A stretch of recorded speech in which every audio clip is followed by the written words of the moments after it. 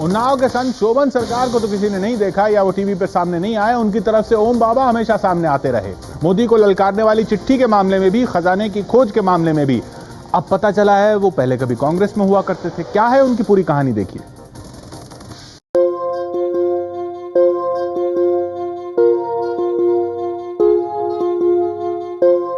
उलझी हुई सफेद दाढ़ी, सिर पर सफेद बाल की जटाएं और तीखे तेवर। मोदी को जानते नहीं कौन है, मैं क्या कहना क्या होता। मैं महात्मा ही कर रहा हूँ, नरेंद्र मोदी का एनालिसिस नहीं कर रहा।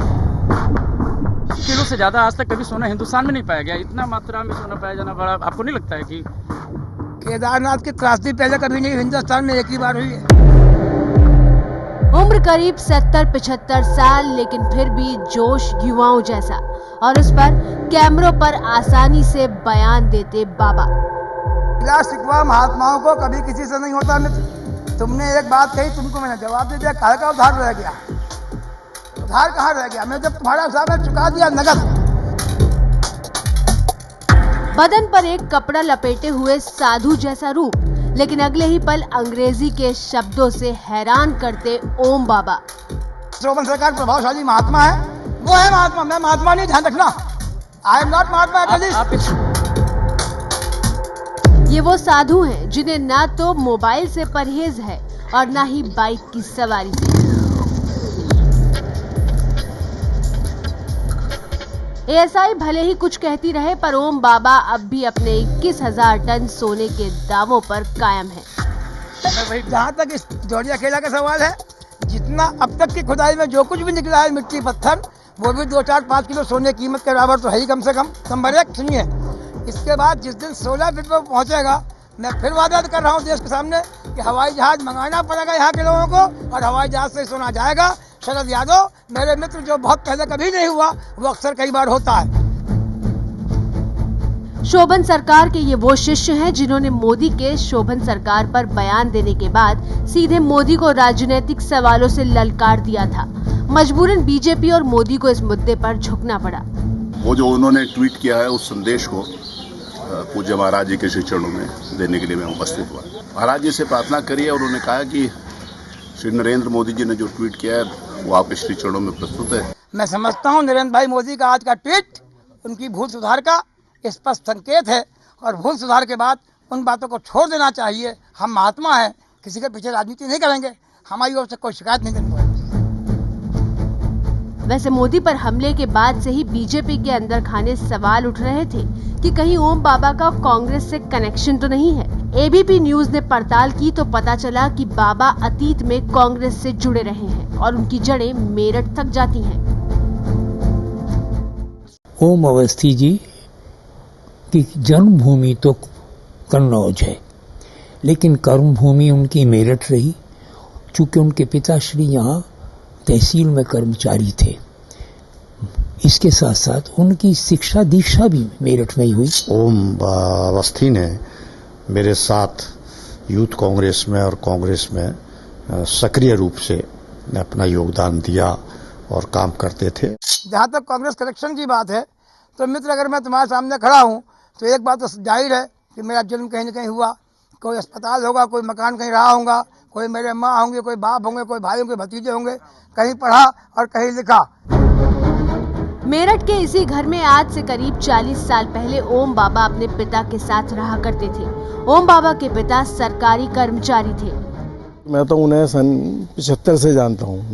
मैं ऊपर ये इसमें रहते थे, और वो पहले यूथ कांग्रेस में थे। शुरू में तो वो यूथ कांग्रेस में सक्रिय रहे, आने की उसमें रहे। उसके बाद एकदम क्या उनका ट्रेंड हुआ, एकदम भी फिर वो बाबा बन गए था, और फिर बाबा बन के यहाँ से चले गए। अब एक अर्ली एज के बाद 1971 में श्रीमती इंदिरा गांधी ने बहुत प्रोग्रेसिव काम किए थे, आपको याद होगा। बैंकों का नेशनलाइजेशन, फ्री बस का खात्मा, राजाओं के अधिकार छीनने, उसमें हर नौजवान उस जमाने का इंदिरा गांधी की ओर उम्मीदों भरी नजरों से कूद पड़ा था। मेरठ के रहने वाले ओम बाबा उर्फ ओम अवस्थी के एक वस्त्र में रहने के पीछे भी दिलचस्प कहानियां हैं। एक दिन ऐसा देखा गया कि पहले वो जो आम आदमी कपड़ा पहनता वो कपड़ा पहनते थे, मगर एक दिन उन्होंने एकदम लुंगी बांध के नंगे आ गए। कई लोगों ने कहा बड़ा जाड़ा है, उसने कहा मुझको जाड़ा नहीं लगेगा। और फिर जब से ही वो नंगे रहने शुरू कर दिए, उनको नंगा दुर्वेश भी कहते थे, नंगा फकीर भी कहते थे, नंगा संत भी कहते थे। कांग्रेस में उन्होंने एक बार जब इंदिरा गांधी चुनाव हार गई 77 में इमरजेंसी के बाद, तो फिर उन्होंने एक संकल्प ले लिया कि मैं अब कपड़े ऊपर नंगे बदन रहने शुरू कर दिया, लुंगी बांधनी शुरू कर दी। तो हमने कहा भाई ये क्या संत का रूप आप धारण किए हुए हैं। तब उन्होंने ये कहा कि अब जब सत्ता में कांग्रेस आएगी अब मैं तब कपड़े पहनूंगा। ये जो आप मेरा वेश देख रहे हैं, ये वेश मेरा 1986 के बाद का है।